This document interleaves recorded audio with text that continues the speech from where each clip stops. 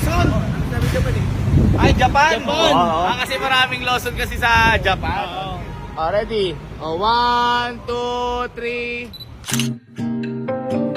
Hala! Ano yun? Ba't ganyan? Ba't ganyan? Ba't ganyan? Hindi, ano yan? Parang friendship. Friendship. Oo.